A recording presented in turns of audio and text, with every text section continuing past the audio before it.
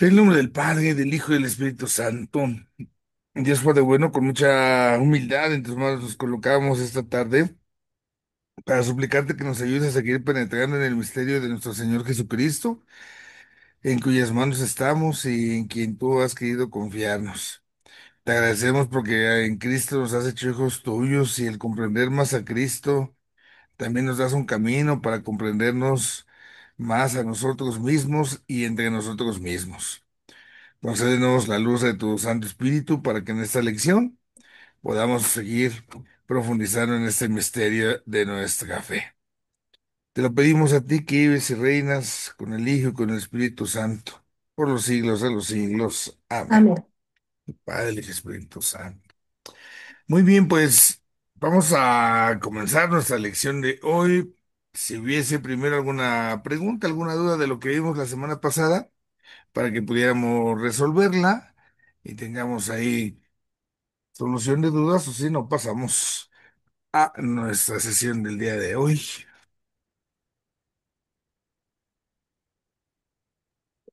No, padre, todo bien. Bien, creo que estamos amanita, ¿verdad? Muchas gracias. Vamos a, entonces a compartir nuestra pantalla para que podamos acá comenzar. Ahí en su manual vamos a iniciar lo que es el bloque número 5, lo que hace referencia a la afirmación de la verdadera divinidad de Jesús. Ya nosotros hemos hablado cómo Cristo es verdadero Dios, cómo es verdadero hombre, ya lo hemos presentado de acuerdo al dato de la Sagrada Escritura. Pero esto que hemos visto nosotros, podemos decir de manera simple y sencilla, pues no lo resulta precisamente así tan sencillo, tan simple para todos. Entonces va a venir una especie de estira y de afloja en esta realidad. Y es donde vamos a entrar nosotros. Esta sesión 5 que se trata justamente entonces de la afirmación de la verdadera divinidad de Jesucristo. Se trata de afirmar, pues, que Cristo es verdadero Dios. Ver cómo se va a poner en esta situación. Aquí nosotros recordemos que, bueno, ya recibimos todo, digamos así como masticadito, ¿no? Como peladito y en la boca. Pero al final y al cabo esto no fue así.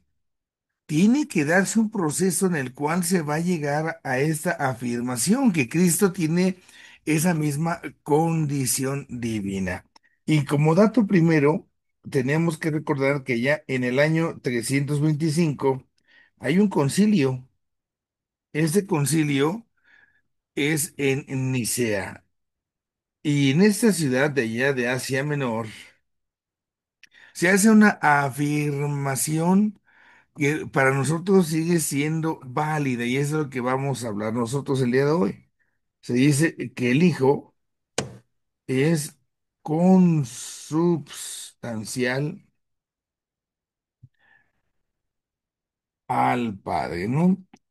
Y esta verdad nosotros la tenemos muy, pero muy comentada justamente cuando acudimos a la celebración de la misa.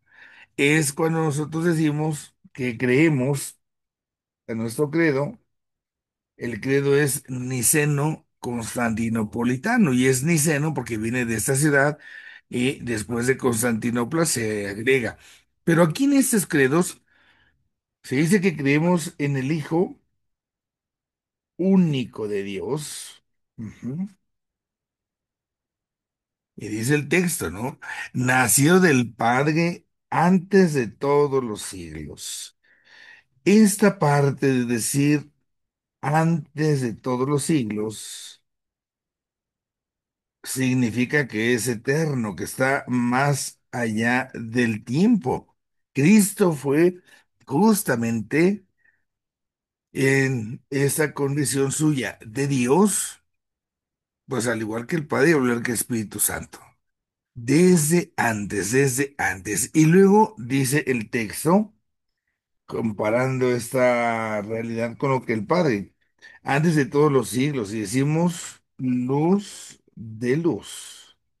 Sí, luz de luz. Dios verdadero de Dios verdadero. Esas dos expresiones hacen referencia al Padre y al Hijo. Esta luz hace referencia al Padre. Y de esta luz surge el Hijo, que es la misma luz. Y este Dios verdadero es este Padre Dios. Y este Dios verdadero es el Hijo, ¿no? Entonces creo en Dios verdadero de Dios verdadero, engendrado, no creado, dice el texto.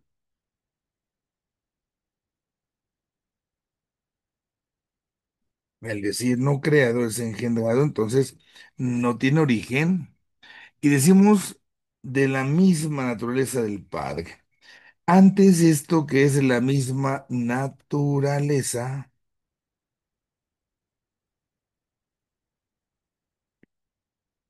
es lo que se dice ahorita en nuestro trabajo consubstancial.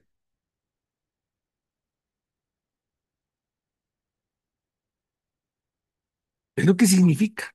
Y es entonces nosotros donde vamos justamente a penetrar. Bueno, ¿qué significa decir que el Señor Jesús es consubstancial al Padre? Pues que es Dios. Pero ¿cómo puede ser Dios? Porque entonces es que murió y Dios no muere. Y entonces viene una especie de discusión en la primera comunidad. Porque se tiene que afirmar eso. El concilio lo dice, el concilio de Nicea lo refiere a Constantinopla. Ahí está. Pero ¿cómo se va a llegar a esta afirmación? Y esto exige entonces que se haga una especie de camino, de recorrido.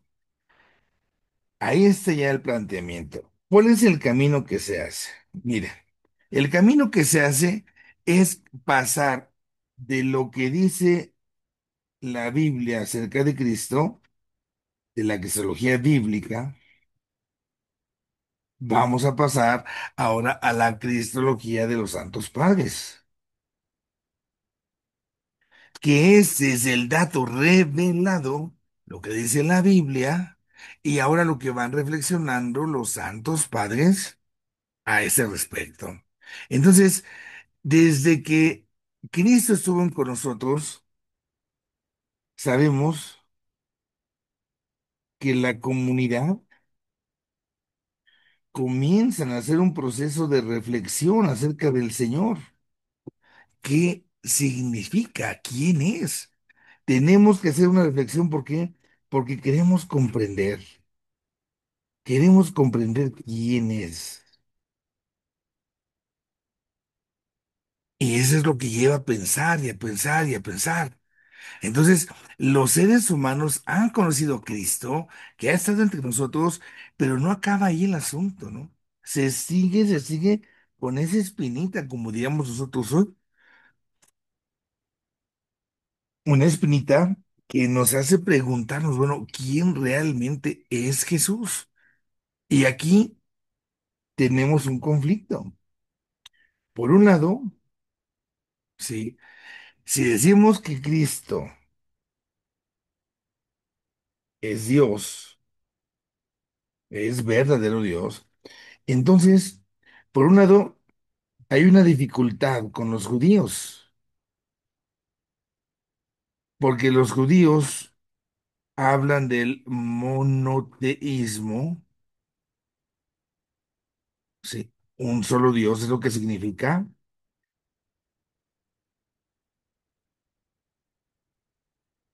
pero esta afirmación de un solo Dios es muy, pero muy rígida, ¿sí? Nosotros creemos también en un solo Dios, claro, pero con tres personas. Y es ahí donde ya no agarra bien la cosa. Y eso nos pone del otro lado otra posibilidad, pero también hay dificultad, podemos decir, ahora con el politeísmo. Poli significa muchos, ¿sí? Y sabemos que también nosotros, esto no es compatible. Este politeísmo es de los pueblos que no son que no son judíos, es decir, los pueblos paganos. Entonces, el problema es, ¿tenemos un Dios o son tres dioses? Porque es uno que es Padre, es uno que es Hijo, es uno que es Espíritu Santo. Sí, pero es un solo Dios. Pero ¿cómo es que es un solo Dios y que al mismo son tres? Este, tenemos ahí esa lucha. Aquí entonces nos damos cuenta que esta cristología tiene que ser justamente un esfuerzo, está tratando de hacer un grandísimo esfuerzo. Por un lado, en la cuestión apologética, pero también la cuestión dialéctica, porque con esto hay unos que niegan, ¿sí? Niegan totalmente la divinidad de Cristo. Y hay otros que niegan la humanidad de Cristo. Entonces, nosotros tenemos que ir tratando de encontrar aquí un equilibrio. ¿Cómo es posible decir que Cristo es al mismo tiempo verdadero Dios y al mismo tiempo es verdadero hombre? Y aquí estamos haciendo este eslogan. Surgen entonces los santos padres. Estos autores están haciendo su pensamiento, están haciendo su reflexión para que entonces, junto con los concilios, se pueda dar razón de la fe, de lo que creemos.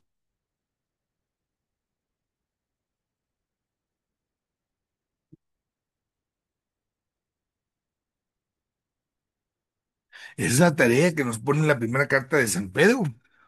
Tenemos que dar razón de lo que creemos y es aquí donde entonces estamos llamados a compartir la fe. ¿Es Dios o no es Dios? Esa es la pregunta. Aquí al final y al cabo de Cristo. Es que, ¿cómo puedo conjugar? Se trata así, ¿cómo puedo yo comprender? De veras, diríamos así la pregunta, ¿de veras hay una relación entre lo humano de Cristo, lo histórico de Cristo? Ahí estaríamos hablando del verdadero hombre, y lo divino, lo trascendente, ¿no? Es que cómo es posible que siendo Dios, sea hombre. El problema, si nos damos de cuenta, el desafío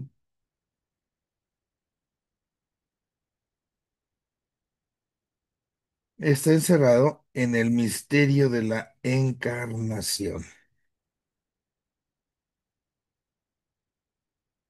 Esa es la legadera. ¿Cómo podemos nosotros justamente afirmar que el Señor Jesús se encarnó, que el Señor Jesús es verdadero hombre y que al ser verdadero hombre sigue siendo verdadero Dios? ¿Cómo se le hace?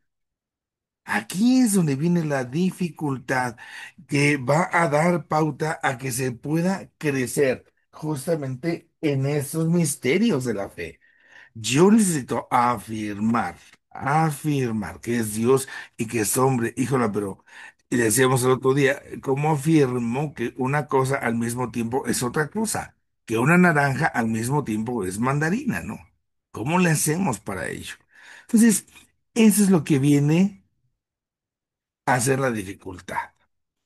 Surge en esta lógica, sí, surge en esta lógica un conflicto. Este conflicto va a ser con un fulano obispo llamaba, que se llamaba Arrio. Arrio era ni más ni menos que ahí el que estaba presente en la ciudad de Alejandría y que en aquella época la ciudad de Alejandría era una ciudad culta. Era una ciudad, digamos, la crema innata de lo intelectual. Mientras los romanos eran así como los superpoderosos que tenemos los ejércitos, acá en la parte de los alejandrinos, en el norte de Egipto, se había congregado la parte de la sabiduría.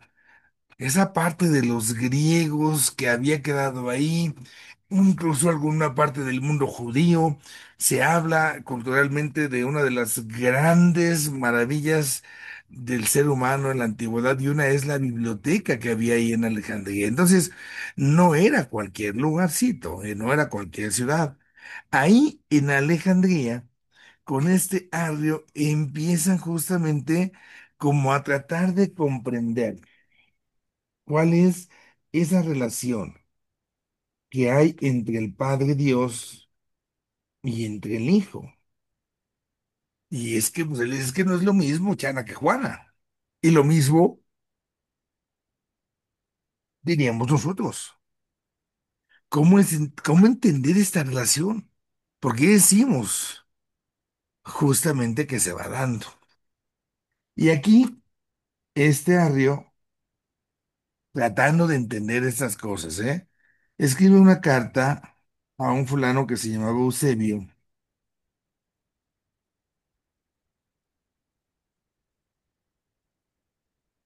Eusebio de Nicomedia, que conscribe, Nicomedia. ¿Sí?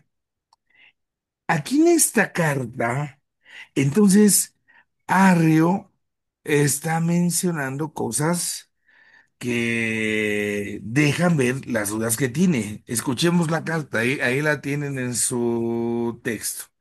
Dice, el Hijo no es engendrado, ni es parte del ingénito, del no engendrado, ni deriva de un sustrato, sino que por voluntad y decisión del Padre ha venido a la existencia. Ahí hay un problema ya. O sea, que antes no existía y ahora ya existe. Entonces no es eterno. Dice, ha venido a la existencia antes de todos los tiempos y de los siglos. Plenamente Dios, unigénito, inalterable. Y antes de haber sido engendrado, o creado, o definido, o fundado, dice, no existía porque no era ingénito. Entonces, aquí nos damos cuenta de esta primera condición, de esta primera realidad. Fíjense, Dios Hijo tiene un principio, y si tiene un principio ya no es eterno. Y si ya no es eterno, entonces ya no es Dios. Aquí es donde, por eso, este hombre no está de acuerdo de considerar a Cristo como una, híjole, pues como una especie de algo raro, porque como que no puede ser Dios, porque antes no existía y ahora ya lo es, pero ¿qué tipo de Dios es? Porque si entonces no es Dios es el origen, entonces empiezan a hacerse ahí bolas. ¿Qué es lo que vemos aquí? ¿Cómo podemos decir en esto que Arrio escribe a este Eusebio? Primero, solamente el Hijo, perdón, solo el Padre es no engendrado, solo el Padre es ingénito.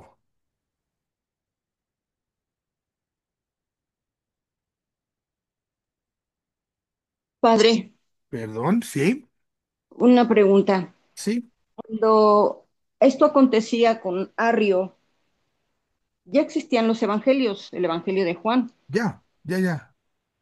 pero supongo que no, Vamos o no haciendo lo el había leído. desarrollo y vemos cómo se van dando las respuestas y conservamos las preguntas acá al final. Bueno, Ujú. está bien, Ahí padre. Sí, váyanlas apuntando, justamente eso. Entonces, ya eso estamos hablando del siglo cuarto, ya más o menos hay 300 años de que están los evangelios, pero a la hora de comunicarlos a los que no son hebreos, judíos, ¿es dónde viene esto? Entonces, aquí lo primero que dicen es que el único que no es engendrado, o sea, el único eterno es el Padre. La consecuencia de esto, ¿qué significa? Pues que entonces el Hijo Jesús es creado, es decir, tuvo principio. Esto significa que aunque haya sido creado, sí, de la nada, y haya estado en el primerísimo lugar de todo, al final, si es criado, entonces ya no es Dios. Está esa bronca, o sea, ¿cómo entenderlo? Y miren, no es algo de la antigüedad, ¿eh? Esto sigue pasando, porque a veces si nos ponemos a pensar, es que ¿cómo es posible que al mismo tiempo una naranja sea mandarina? ¿Cómo es posible que al mismo tiempo Dios sea padre y sea hijo? Entonces, ahí nos damos cuenta. Con esto, el hijo queda colocado como si fuera una criatura y entonces es inferior, es totalmente inferior al padre, podemos decir incluso en un descuido, pues es como nosotros al final y al cabo, ¿no? Sí. Entonces, ¿cuál es la conclusión que van a empezar a llegar aquí? Pues a decir que Cristo es como un Dios, lo pongo con minúsculas, un Dios menor, ¿va? Es un Dios chiquito, es un Dios chiquito. Y pues no, no podemos decir es que está este diosesote y está este diosecito. Eso jamás, porque al final y al cabo estaremos ahí negando, ¿no? Negando. Entonces aquí solamente Dios Padre es el absoluto, es el trascendente, es el que está más allá. Pero el Hijo pues ni al caso, el Hijo ni al caso. Ahí es donde nosotros decimos, está el problema. Y es que estos dicen, bueno, es que si esa naturaleza divina se comparte, vamos a tener al rato muchos dioses, el politeísmo. Y pues no. Esto es lo que hace ruido. Entonces, miren, aquí justamente lo que nos damos cuenta con este amigo Arrio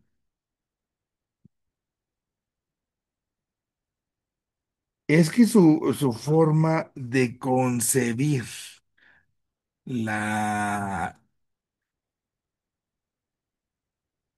la divinidad, digámoslo así, él diría es que tanto el Hijo como el Espíritu Santo serían dioses, dice él,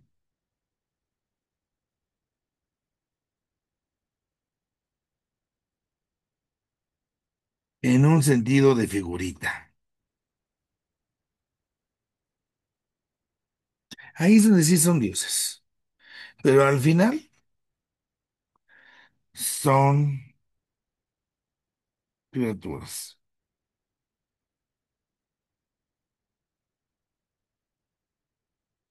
Al final son criaturas. Híjola. De esa manera, entonces le empieza a dar en la torre, ¿eh? A la Biblia. El que me ve a mí ve al Padre. No, no, ¿cómo vamos a ver en ti al Padre? Si tú qué te crees, hombre. Estaríamos diciéndole a Jesús, ¿estás loco? ¿Estás loco? ¿Por qué? Porque es imposible. ¿Por qué? Porque el Padre es eterno y tú no tienes nada de eternidad. Esto es lo que se llama la doctrina del arrianismo. Esta doctrina es una herejía, ¿sí? Entonces, la herejía es el arrianismo. Y aquí primero démonos cuenta de esto. Cuando hablamos de una persona hereje, pensamos generalmente que es una persona mala. Es mala. Si hasta nos dicen, es que eres un hereje. Y entonces el hereje es alguien malo. Uy, qué miedo. No. El hereje, démonos cuenta, no es que este amigo Arrio haya dicho, ay, a ver, ¿cómo le hacemos para fregar, no? ¿Cómo le hacemos para molestar? No, para nada. Arrio está cercano a Dios y quiere tener una respuesta de Dios. Quiere saber, bueno, ¿cómo lo voy a entender? ¿Cómo voy a entender esto? Que es que como al mismo tiempo puede ser verdadero Dios y verdadero hombre, pues es que no cuaja. Esto da problemas. Pensemos un poco. Si decimos que es verdadero Dios y verdadero hombre, ¿piensa como hombre o piensa como Dios? ¿Actúa como hombre o actúa como Dios?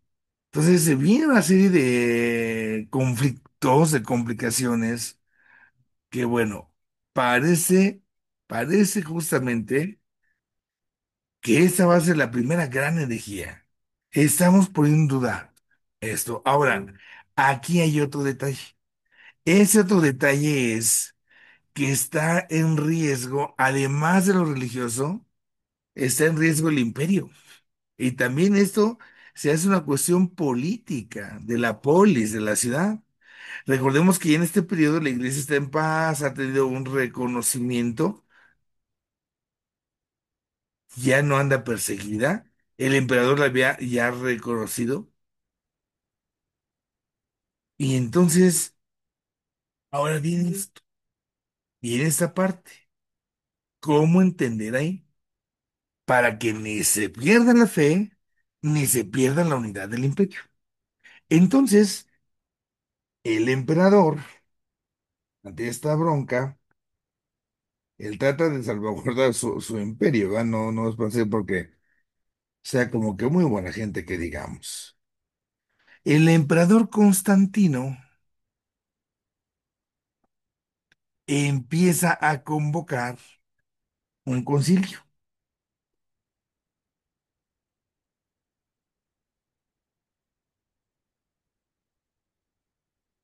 Ese concilio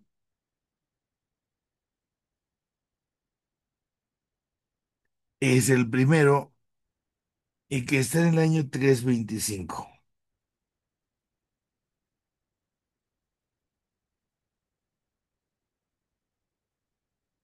Es el concilio de Nicea. En este concilio entonces se empiezan a reunir varios obispos, se empiezan a reunir gente pues importante porque se tiene que resolver esto. Al emperador le interesa. Entonces lo primero es aquí, aunque el concilio lo haya iniciado el Papa, lo haya confesado ya, ahí está. Entonces, aquí viene este concilio. ¿Qué es lo que tratamos de afirmar en Nicea? Bueno, respecto a lo que los padres conciliares, está el Santo Padre, está en ese sentido los demás obispos. Entonces, este grupo de personas, pues tienen la guía, podemos decir, del Espíritu Santo y tratan entonces ahí de hacer algo, ¿no? ¿Cómo vamos a encontrar al final un criterio? Esta parte pues, es bien complicada. Sin embargo, está, existe. Y podemos nosotros asumirla. Aquí es entonces donde los obispos tienen una tarea. La tarea aquí es buscar la verdad. Y esta verdad se va a encontrar bajo la guía del Espíritu Santo. Si no está en la guía del Espíritu Santo, entonces las cosas no están como deben. Simplemente eso. ¿Cómo buscar la verdad implica al Espíritu Santo? Bueno, pues la docilidad. Y aquí ojo con ese detalle. Ya decía yo, lo convoca el Constantino, este emperador, pero eso no lo hace menos. No es así como que, ay, no, ese concilio no vale porque lo convocó el emperador. Al emperador lo que le preocupaba era su terrenito, eran sus gentes. Aquí la cosa, aquí la cosa no importa. Aunque lo haya convocado el emperador, eso no quita su validez, no quita las discusiones que se tuvieron y la forma en cómo justamente estamos ahí con esto. Bueno, el concilio tiene esa tarea, buscar la verdad y tiene que dejarse guiar por el Espíritu Santo, para que de esta manera tengamos lo que van a ser nuestros dogmas. Obviamente no van a decir ellos, ay, vamos a hacer un dogma, no, pero de ahí van a salir. Todo lo que ellos enseñen tiene ese carácter de dogma. Entonces, el concilio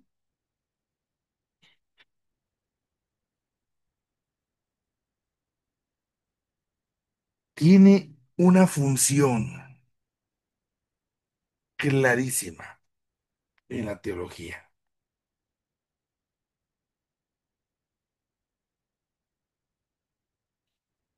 Es su chamba en la teología el llevar, el llevar la verdad. Ok, gracias. Vamos ahora entonces, ya con el concilio, a ver qué dice. Dice el concilio, ¿no? Viene la prueba. ¿Sabes qué? El Arrio está diciendo esto que no está bien. Y entonces el concilio hace el credo. Eso es lo que hoy tenemos, que se hicieron sus añadiduras más adelante en el otro concilio que sigue, que es el de Constantinopla. Ahí nosotros vemos lo siguiente. Creo en Dios, Padre Todopoderoso, Creador de lo visible e invisible, y en un solo Señor Jesucristo, Hijo de Dios, unigénito, engendrado del Padre, es decir, de la substancia del Padre. Luz, sobre toda luz. Dios verdadero, de Dios verdadero. Engendrado, ahí está que es eterno, no creado. Consubstancial al Padre, es Dios. Por quien han sido creadas todas las cosas en el cielo y en la tierra, escondidas y visibles. Y así dice, ¿no? El credo. El credo no lo menciono más, lo conocemos, pero al final y al cabo es esta parte. Cómo justamente en el credo los santos padres ya van dando una respuesta y esta respuesta está en el orden.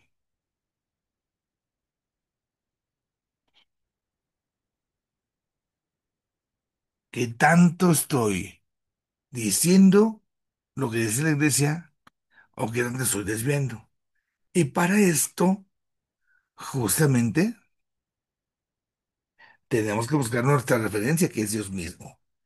En la parte de la respuesta se dice que hubo un tiempo en que no existía y ahí esa realidad pues está mal. La respuesta es que no existía antes de ser engendrado, pues tampoco, dicen aquí algunos. No, entonces, ¿qué hay que decir? Ah, es que fue creado de la nada, menos. Mientras las respuestas que se quieren dar para entender esto dicen que Cristo fue creado, que apareció de la nada, es decir, que no está desde el principio, ahí ya tenemos un problema. Ya, cualquier situación ahora, cualquier situación. Y esto, pues es difícil. ¿Cómo se tiene que armar? Si dicen que es que no puede ser creado de la nada, es que no es engendrado, es que, bueno. Entonces, aquí van a venir los alegatos.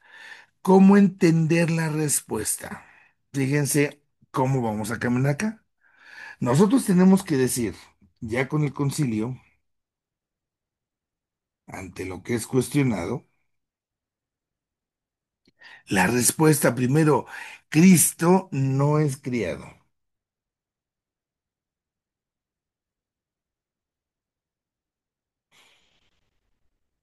Cristo no es criado, engendrado, no creado, no creado. Todo lo demás que existe en nosotros sí somos creados, pero Él, por supuesto que no. El Hijo no es creado. Si no es creado, entonces tiene la misma naturaleza del Padre, porque existen desde siempre.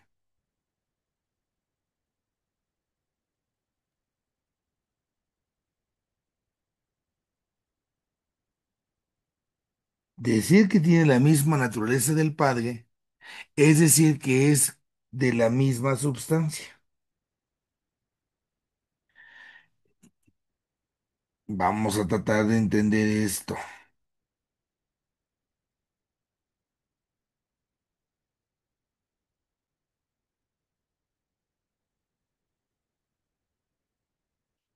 ¿Qué es lo que subsiste? Fíjense en esto. Tengo aquí en mi mano muchos dulces. Porque se les antojan unos cuantos. Ahí es medio, se ven los dulces, ya estoy tirando. Y todos son dulces. Tengo un dulce que está rojo, uno que está verde, otro que está cremita, otro que está como café con anaranjado y rayitas de no sé qué, uno que está rosita. Entonces, hay muchos dulces, pero aquí yo tengo que descubrir qué es el dulce. Entonces, vamos a ver un objeto y de este objeto va a haber dos grandes cosas. Va a haber lo que se llama la substancia. Y vamos a decir acá por lo pronto ahorita nosotros lo que es la esencia, es decir, lo que es. Y del otro lado vamos a ver las cuestiones que son accidentales.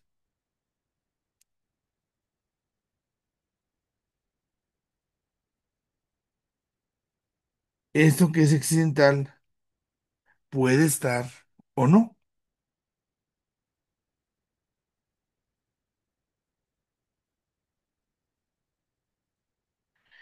Aquí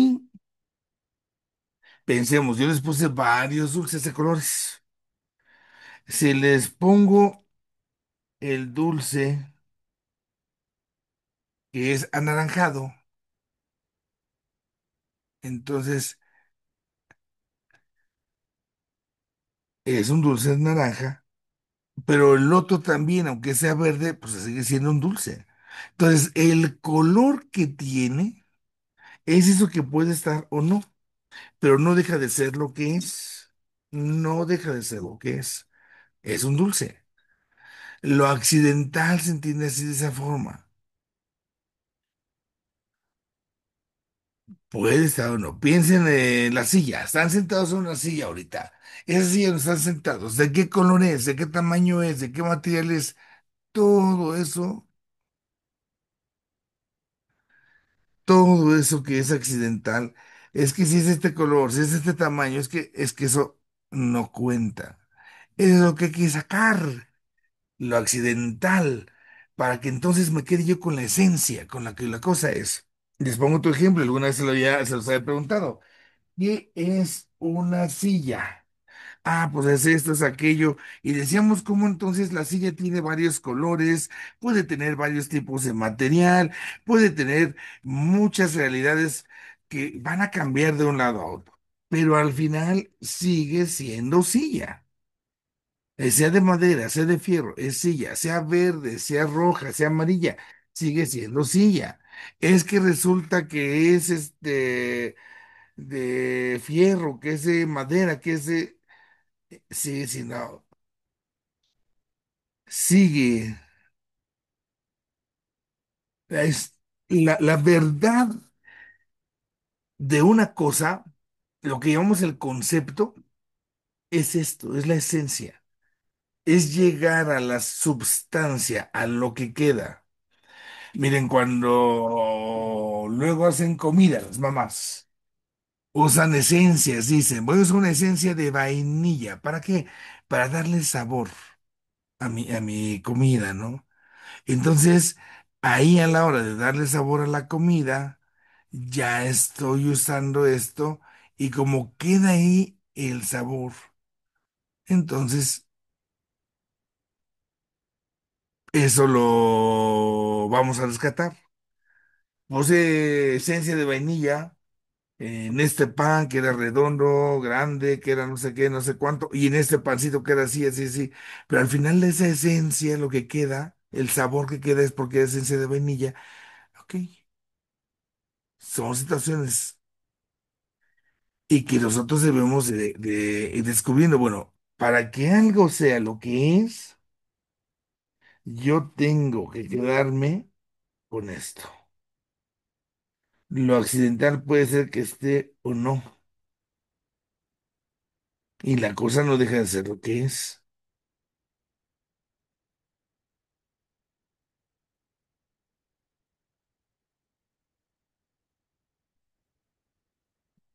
Esto un poco nos tiene que ayudar a descubrir, bueno, cuando decimos que Cristo es verdadero Dios, es verdadero hombre, estamos viendo eso en primer lugar, la substancia, lo que subsiste. Hagan de cuenta que tienen una jarra, otro ejemplo, y en esa jarra van a poner el agua. Esa agua es lo que subsiste, ¿no? El molde es lo que puede cambiar, puede ser grande, chico, mediano, pero al final es la esencia.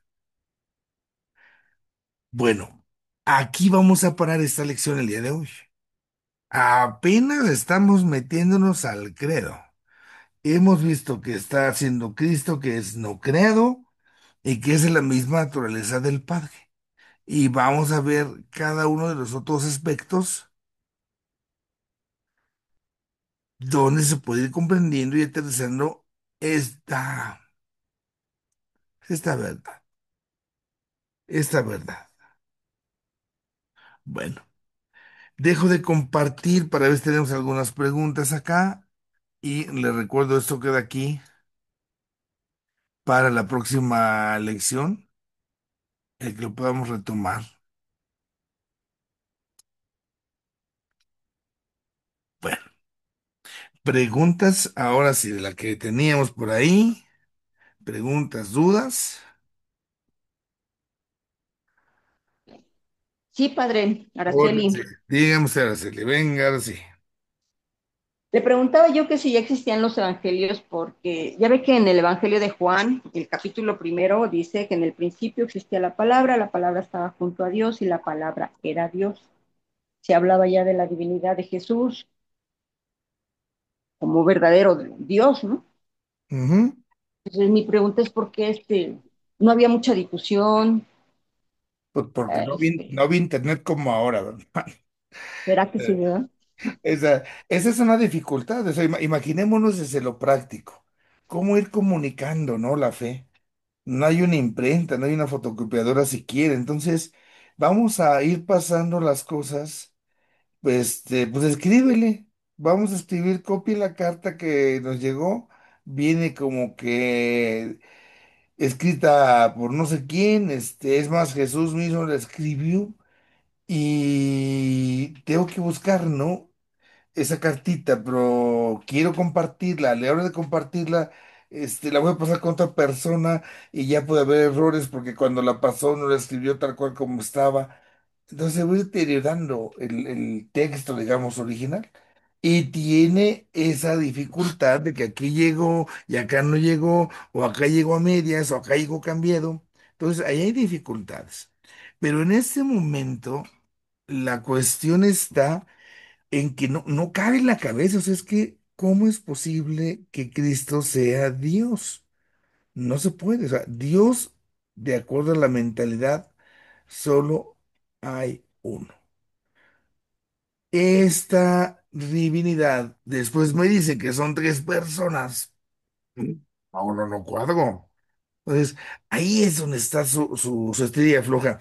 Y en este caso, Arrio, pues sin maldad, sin malicia, ¿no? Tratará de dar respuesta, porque es lo que nos permite el intelecto. ¿Cómo se entiende? ¿Cómo es posible esto? ¿Cómo esto? ¿Cómo aquello? Bueno, vamos ahí a considerar, vamos a pensar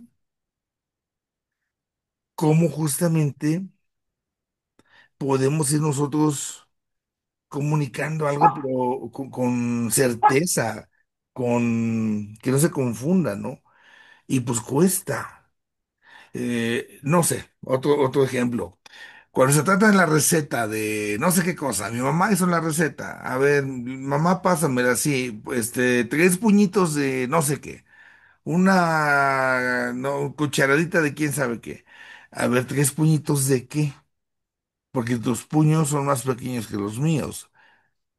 Pero ahí es donde empezamos a tener así como que diferencias, ¿no? Esas diferencias que yo digo una cosa, que tú dices otra, es que yo entiendo esto y yo entiendo el otro. Y no es, yo reitero, no es la malicia, en la herejía no es la malicia de querer hacerse daño o de querer como atacar a Dios o cuestionarlo, no. Es el esfuerzo que está haciendo por entender, es que tú me estás diciendo que Dios no sufre y acá sí sufre. ¿Por qué es que no sufre? Porque es perfecto. Y si yo digo que sufre, entonces ya no es perfecto. Y si no es perfecto, entonces, ¿por qué lo pones así como si fuera? Y ahí empieza, ¿no? O sea, se la discutiré. Esto es interesante por un lado, porque se hará presente, digamos, se hará presente de una manera que se va a ir imponiendo poco a poco, poco a poco, poco a poco. Pero cuesta, porque tenemos ese cabeza, es que nosotros pensamos en esta manera. Y a la fecha, por ejemplo, hablamos de Cristo. Cristo murió, lo decimos. ¿Dios puede morir? Sería la pregunta. Y alguien dirá, es que si muere, entonces no es Dios, Sí. porque Dios es el Todopoderoso. O sea, a Dios no le puede pasar esto, no puede morir. Y chihuahuas, entonces, ¿cómo voy a entender ese Dios todopoderoso que va a sufrir estas cosas? Es Sí. ahí donde está la rebatinga. Y cuando, perdone, padre, y cuando dice Arrio, él razona y dice, el Hijo tiene principio, pero Dios no tiene principio. Pero cuando dice que el Hijo es creado, tiene principio y ha sido creado de la nada, todavía tampoco sabía que era del Espíritu Santo, ¿verdad? ¿O sí? Ahí es donde viene esa revoltijo, porque al rato habrá quienes hablen, lo vamos a ir viendo, de una herejía que se llama el adopcionismo. Yo soy el un espíritu, Dios, y me meto a este cuerpo, Jesús, para apoderarme de él y que actúe en mi nombre. Entonces, empieza a verse un revoltijo, pero aquí lo importante primero es destacar, no es malicia, ¿eh? No es maldad. Es el quererse No, explicar, es el sí, quererse entender las cosas y que en algún momento se valdrá cuando, pues cuando se va caminando, cuando se va avanzando, ¿hasta dónde puedo decir que se permite esto, ¿no? Porque pues también uno tiene las cosas, a lo mejor yo no sé, pero puedo aprender. sí, ¿Cuál es ahí el meollo? Yo me adelanto un poquito a la respuesta, ¿sí? La omnipotencia, el poder de Dios, la omnipotencia es en el amor. Y justamente porque puede, lo hace, porque todo lo puede. Él puede sí, vivir como nosotros y lo hace. Él puede morir como nosotros y lo hace. Si yo estableciera una especie de freno a la omnipotencia, pues estaría yo limitando a Dios y pues no se puede. Es la omnipotencia de Dios, es la omnipotencia del amor. Acá en la realidad de la omnipotencia, fíjense nosotros, no somos omnipotentes, pero sí tenemos potencia, tenemos poder. Voy a poner el ejemplo de la comida. Dios, am, lo que hace, lo hace porque puede, y solo eso. Nosotros lo hacemos porque podemos y porque necesitamos. Entonces, yo como por necesidad. Ahí está. Pero también yo como por tragón. Entonces, yo ya puedo hacer las dos cosas. Para mí, si hay necesidad, para Dios no. Dios lo que hace lo hace porque puede, por potencia, pero jamás porque esté necesitado de esto. Dios puede, en ese sentido, a través de,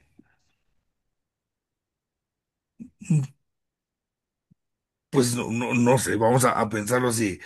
O pensémoslo nosotros, yo estoy comiendo porque necesito comer, si no, ¿cómo me muero? Pero llega el punto donde ya estoy satisfecho. Ah, pero como puedo, venga, no es tu reino, sigo empaquetando, sigo tragando, aunque al rato sepa reventar. Ah, ya me llené. Pues sí, pues sí. Entonces, ahí hicimos las dos cosas, porque puedo y no necesito. En el caso de Dios, Él puede, porque es el Todopoderoso, y porque puede, muere, y porque puede, juzga, y porque puede, resucita, porque puede. Entonces, aquí es donde debemos de cuidar el, el- el verdadero ser de Cristo, que sea verdadero hombre, verdadero hombre. No sé si con eso quedemos, Araceli. Sí, padre. Gracias. Muy bien. Vamos a seguir penetrando, ¿eh? En esta parte, vamos a seguir metiéndonos en ello. Vamos con Claudia. Gracias, padre. Buenas tardes a todos. Una preguntota. Bueno, usted decía que, por ejemplo, el concilio fue convocado por el emperador, ¿no? Obviamente con otra finalidad. ¿Cómo saber o cómo hace el Espíritu Santo? No sé cómo explicarme, para que a pesar de esos desvíos de la mente humana, pueda conocerse la verdad. O sea, pueda prevalecer la verdad. No sé si me explico. O sea, ¿cómo es que a pesar de que el humano tenga otras ideas o otras intenciones, eh, o sea, su pregunta o su cuestionamiento lleve realmente a la verdad? ¿Sí me expliqué? Aquí la garantía nos la da el Espíritu Santo. No hay otra. En la parte de la iglesia, en el desarrollo de la fe, podemos pensar, se las pongo todavía hasta más complicada. Ha habido papas papas, desgraciados. Podemos repasar la historia, podemos ponernos a leer. Y uno dice, es que lo que dice el Papa, lo que enseña el Papa es infalible cuando habla en materia de fe. Y es curioso justamente cómo este tipo de personajes que tuvieron una vida moral de la requete ultra fregadísima, que no vivían como se tenía que vivir, no cometieron ninguna burrada, vamos a decirlo así, en cuestiones doctrinales. La llama, pero muchísimo, esa parte del cómo les asiste el Espíritu Santo. Y este actual es lo que nosotros debemos de procurar.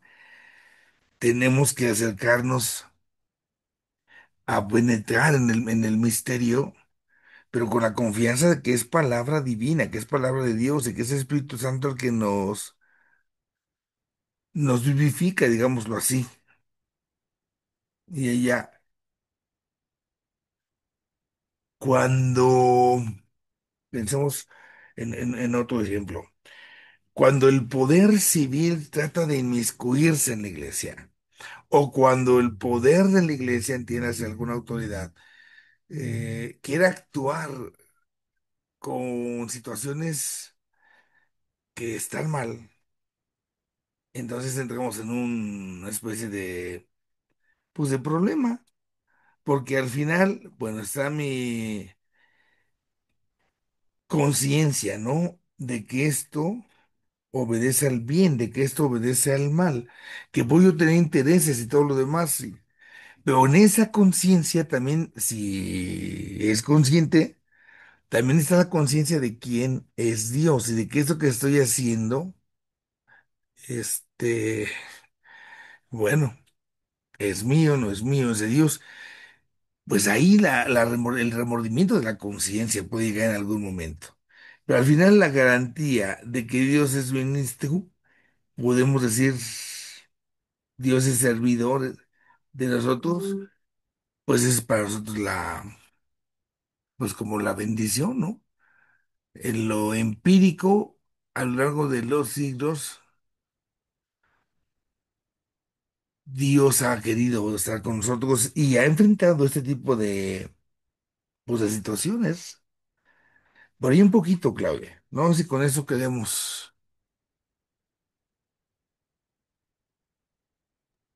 Sí, padre, muchas gracias. muy bien.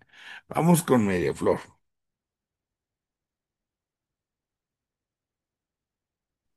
Padre, hablando del Padre, del Hijo y del Espíritu Santo, y ahorita de Cristo, también eh, en la lectura donde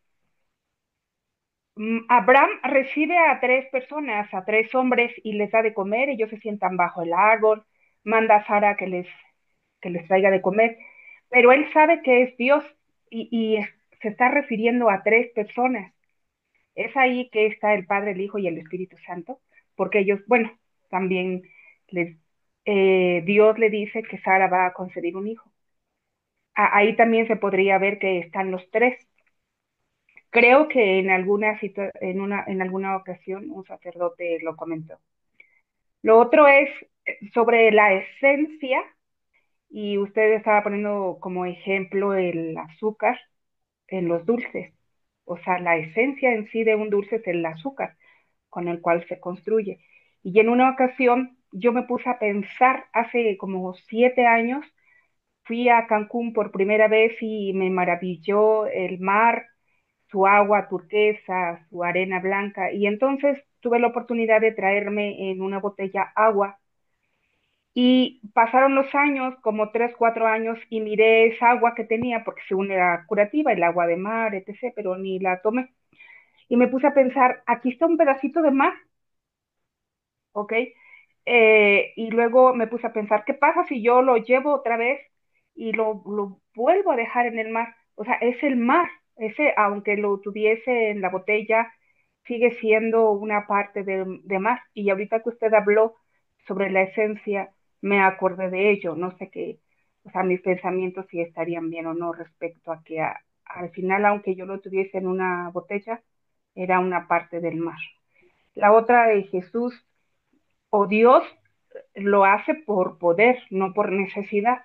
Y me puse a pensar sobre un canto que está mal entonces, porque dice, Cristo, el canto de Cristo te necesita para amar, para amar. Pero entonces Cristo no nos necesita para amar. O bueno, y, y tenía otra.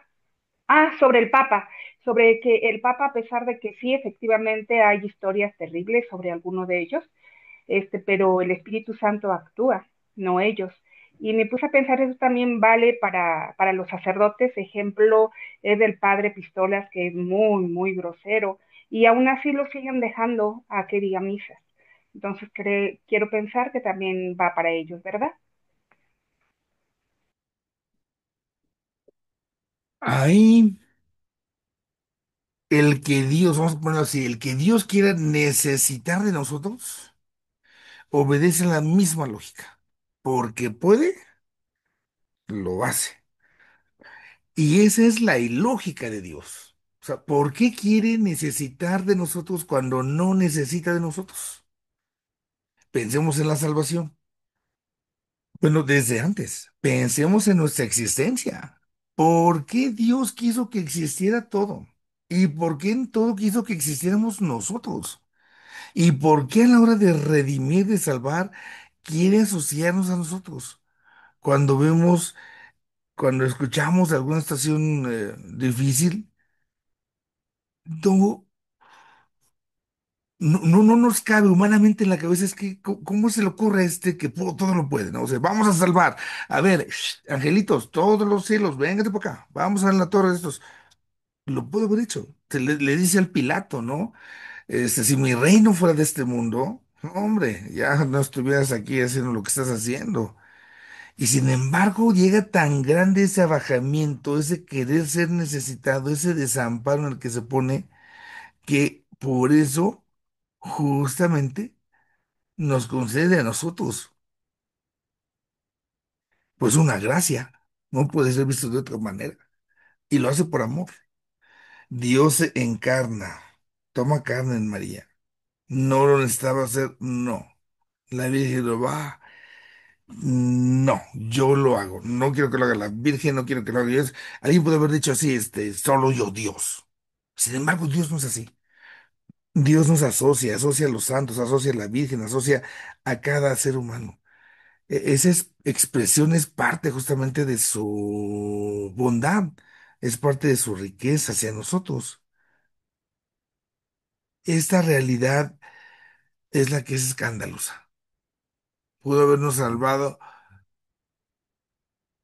pudo actuar de mil formas, pero solo eso es lo que él quiso, lo que ha querido. Es por eso, no habría otra respuesta, porque puede, lo hace. No sé si quedemos un poquito con esto, María Flor.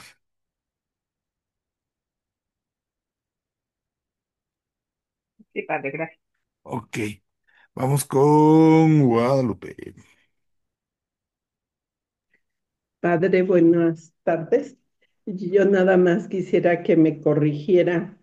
Yo, por lo que estuve escuchando en su explicación, lo asocié con, con la lectura de la de primero de Colosenses, o sea, el capítulo 1, versículo 15, donde dice, Él es la imagen del Dios que no se puede ver y para toda criatura es el primogénito porque en Él fueron creadas todas las cosas en el cielo y en la tierra, en el universo visible e invisible. Y entonces habla de sobre los tronos, gobiernos, autoridades, poderes, y todo fue hecho por medio de Él y para Él. Él existía antes que todo y todo se mantiene en Él. Y Él es la cabeza del cuerpo, es decir, de la iglesia, el que renació primero de entre los muertos para que estuviera en el primer lugar en todo. O sea, en esta lectura, a ver, corrígeme usted, padre, porque yo pienso que, como usted lo dijo, Dios engendró a Cristo, pero cuando Adán se equivocó, es como el que baja, yo lo pongo así como el hermanito mayor que viene y rescata al hermanito más pequeño por, por el pecado, ¿no? O sea, yo quisiera que usted me explicara un poquito más sobre eso. Ok. Nosotros tenemos que ubicarnos primero ante Jesús. Y Jesús al final y al cabo tiene una condición humana, tiene una condición divina, se abaja, asume en sí mismo nuestra condición en todo excepto en el pecado, y con ello mismo nos, nos hace suyos. No podemos decir que nos absorbe, nos desaparece, No. El Señor actuó de esa manera. ¿Por qué? Por un signo de amor. Y esto es lo que queda cantado justamente en esos himnos. Los himnos que vienen en las cartas paulinas son himnos que se cantaban en las primeras comunidades y ya después se agregaron a los textos de San Pablo. Pero ya era algo que se usaba y ahí nos damos cuenta cómo la comunidad tiene clarísima esa conciencia.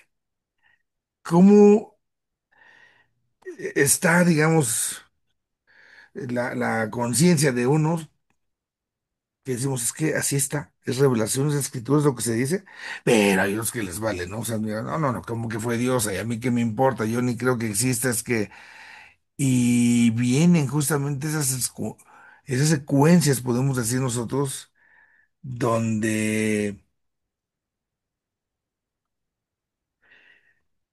pues donde nosotros no acabamos como de sintonizar. Miren, en la semana, hablando de esto del templo de Dios, uno pudiese ponerse a pensar, Dios está en el templo, pero no se agota en el templo. Dios está en el sagrario. Y decimos, ahí vamos y lo adoramos. Pero no porque esté en mi sagrario, entonces ya se quedó ya atrapado, amarrado, ya no puede estar en otros sagrarios. No. Se contiene aquí, pero al mismo tiempo esto no lo agota, no lo absorbe, como diciendo, nada más aquí con los demás no. Pues es Dios, es su condición. Pero esta realidad de personas que pues, no la entienden o no la quieren asumir, y entonces yo por eso me voy a ir a confesar con un árbol, porque está más bonito allá. Yo por eso voy a pedir entonces, ahí eso tenemos que tener un acto de humildad para asumir que la escritura lo refleja ya. A la Biblia nos lo dice. Esos himnos cristológicos que se presentan en la parte de las lecturas de San Pablo, nos lo está,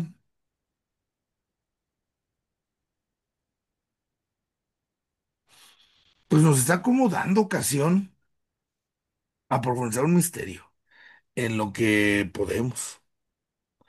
Hay quienes dirán, no, es que la escritura no vale, es que yo no creo, es que quizá quien lo inventó, es que, bueno, está en su posibilidad, digamos así, pues lo que podamos y hasta donde podamos, nos lo apropiamos. Pero no jamás bajo ese rechazo de decir, no, pues no entiendo, no, pues no quiero, no, no. Es lo que vamos a ir absorbiendo, es lo que vamos a ir pudiendo tomar. Y eso es lo bonito de aquí de la materia, de la cristología, porque tenemos justamente a una persona que pues nos rebasa en todo y que a pesar de todo está con nosotros, porque puede. No sé si con esto más o menos quedemos ahí con esta pregunta, Lupita. Sí, padre, Muy gracias. bien. Y le agradecemos ahí el texto que nos regala y que son de esos himnos pues paulinos. Vamos a seguirle dando vueltas entonces a esto. Yo les encargo de darle una leída ahí a su manual. Nos falta, empezamos apenas a ver justamente la respuesta que se le da a Arrio en eso que es el credo. Cómo se va a ir viendo lo que es el credo y qué es lo que va significando cada parte de este credo para que sea entonces lo que se asuma. Y asumiéndolo, pues en verdad tratemos de tener una vida más propia, digamos así, respecto al Señor. Vamos a aprender, decimos al inicio, desde Dios, conociendo a Cristo, conozcámonos a nosotros, que de Él venimos. En el nombre del Padre, y del Hijo y del Espíritu Santo, te agradecemos, Señor, por esta tarde que nos has permitido estar reunidos en tu nombre y con humildad te suplicamos nos concedas aquellos bienes que necesitamos para nuestro bien y el bien de nuestros hermanos. Te pedimos humildemente que nos concedas lo que sea para nuestro bien y que en este momento puedas también conceder a nuestros hermanos más necesitados lo que requieren ahora mismo para su tarea, su vida, para su enfermedad, para su misión, que de ti, Padre bueno, en Cristo obtengamos aquello que sea más necesario. Danos también la luz de tu Espíritu Santo y que este Santo Espíritu nos ayude en la docilidad, nos ayude a encontrar esa luz que nos lleve por tus caminos. Todo esto, Padre Dios, te lo pedimos a ti, que vives y reinas con el Hijo y el Santo Espíritu por los siglos de los siglos. La Amén. bendición todopoderoso, Padre, Hijo y Espíritu Santo, descienda sobre ustedes y les acompañe siempre.